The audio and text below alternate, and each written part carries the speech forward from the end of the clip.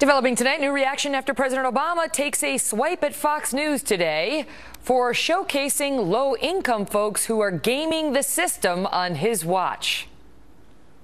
And I have to say that, if you watch Fox News on a regular basis, it is a constant menu. They will find, like, folks who make me mad.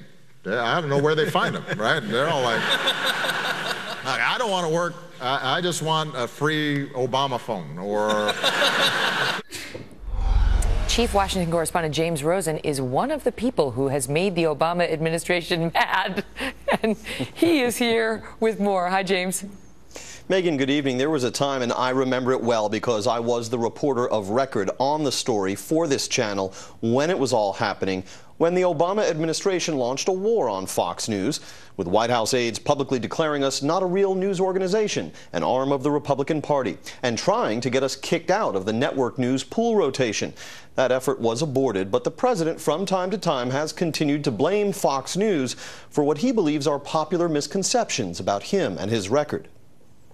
I've got one television station that is entirely devoted to attacking my administration. I mean, that's a pretty... I assume you're talking about Fox. Well, that's a pretty big megaphone. Just in case some of your friends or neighbors or, Uncle Jim, who's a little stubborn and been watching Fox News, and, he thinks that somehow I raised taxes. Let's just be clear. If you talk to somebody who said, well, I don't know, I was watching Fox News and they said this horrible, and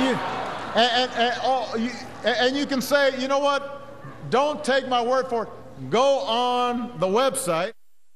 Now, just 40 days after that last comment, Mr. Obama formally apologized for the disastrous rollout of Obamacare and couldn't be heard mentioning Fox News. Then there was his interview in October 2010 with Rolling Stone founder Jan Wenner, who asked if Fox News is good for America. Quote, "Fox News has a very clear, undeniable point of view," the president said, "one that I think is ultimately destructive for the long-term growth of a country that has a vibrant middle class and is competitive in the world. But as an economic enterprise, it's been wildly successful," unquote. Now, never has the president publicly explored the implications of his own closing thought there. Why exactly is Fox News so successful? Number one for 13 consecutive years. Only one of two things can be true. Either this largest of cable news audiences knows what President Obama knows, namely that Fox News is, as he frames it, a slanted arm of the Republican Party, but still prefers to get its news from such a source, in which case we would assuredly be a center-right nation, or this largest of cable news audiences just hasn't caught on to what is so obvious to the president and his aides, isn't sophisticated enough to see what they see, in which case the White House is effectively insulting the intelligence of the American people, Megan. Like their advisor, Jonathan Gruber, who definitely thinks we're too stupid to understand what they're doing that's so great for us. It's interesting because under President George W. Bush, he took a lot of income, especially from MSNBC, and he never complained because it was beneath the dignity of the office.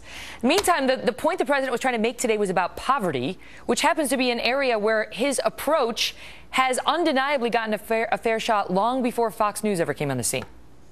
And come up short in the half-century, Megan, since Lyndon Johnson launched the war on poverty.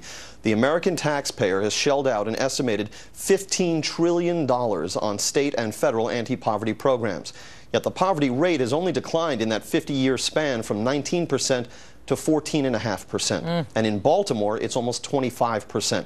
And the percentage of American children living in poverty remains essentially unchanged since 1964. Now, here's my shameless plug. Follow me on Twitter at JamesRosenFNC. Oh, really?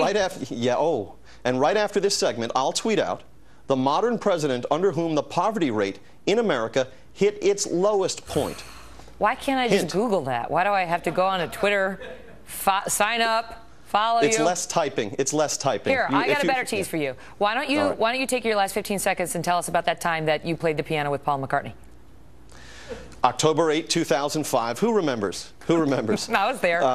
The Sirius XM studios here in Washington plucked from the audience, and my wife, as I tiptoed past her to get up to the stage where he was, said to me, "Please don't weep on this man. Keep your blankety-blank together."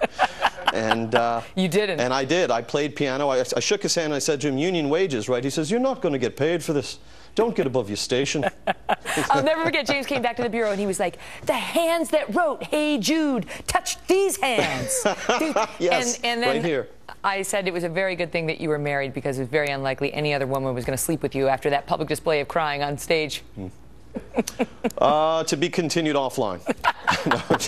Great to see you, James. Now, don't you want to know more Likewise. about that? Follow James on Twitter, and he'll offer you a few more facts. A month into her presidential campaign, and we still haven't heard from Hillary Clinton. Now, some media outlets are finding creative ways to call out Mrs. Clinton.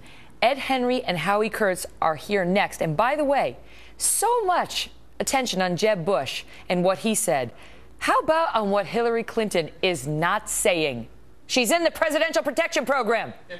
Plus,